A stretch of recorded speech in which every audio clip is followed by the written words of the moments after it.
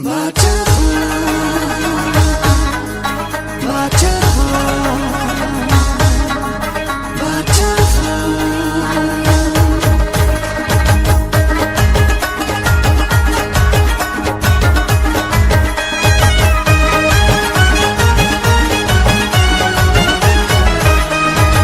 بدلم د حالاتو خپل ځان ګټو اوس بدلم د حالاتو خپل ځان ګټو مونږ به فلسفه د ژوندونو مونږ به باچا خان ګټو مونږ به باچا خان ګټو مونږ به باچا خان ګټو مونږ به باچا خان ګټو مونږ به باچا خان ګټو. عزیزانو، اوس د عمران خان د بنیګاله د میاوالي او په لاهور کې دغه کور دی او پرورش یې په یوروپ کې شوی دی. نو موږ به څه سوچ کوو؟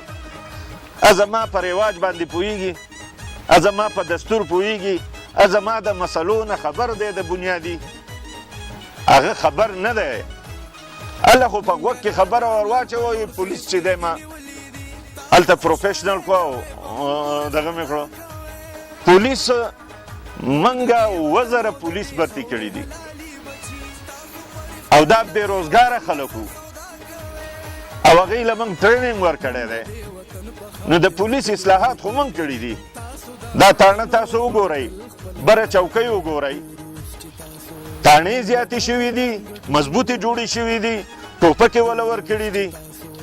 دعوه دی کوي وایي چې دا ما کړلي. د دې نه علاوه په سوات کې 2 تحصیل اوس د خیره سره 7 تحصیل دي، 8 میز دي. هر یو تحصیل له خپله برخه راځي او خلکو ته او بلدیاتو ملګرو ته میلاویږي.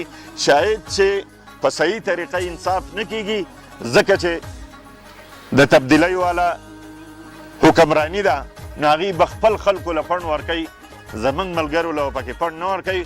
خو دا تحصیلونه چې دی TMS موږ سیوا کړي دي.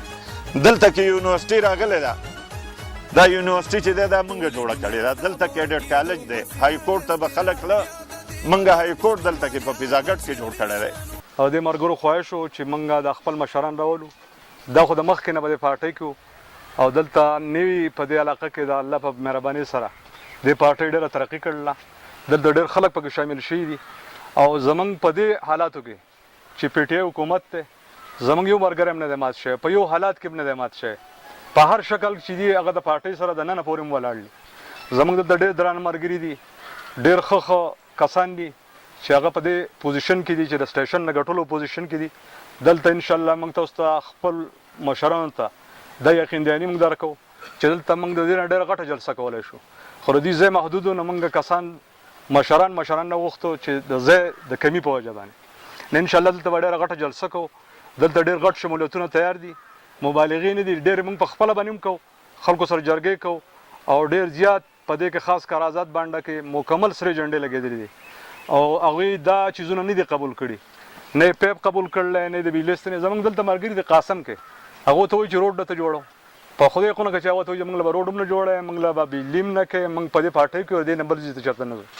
نو موږ د خپلو ملګرو ډېر زیات مشکور یو چې په دې په یو مشکل حالات کې په یو امتحان کې موږ نه یو پرېښودي، نه د خپل مشران پرېښودي. او زه د خلکو ته وایم چې دا وختي خلک راغلی لاړو، سبا دلته ستاسو سره غم خادي نشي کولی، سبا ستاسو سره نشي ودرېدی. زموږ د کانټیکټ او د هغه موازنه تاسو په خپل ذهن کې وکړئ. د ځمکې د اسمان فرق دی. دا خلک زموږ سره نه ودرېدی شي، نه زموږ غم خادي کولی شي، نه قابل اعتماد خلک دی. سبا بل ځای کې ولاړي.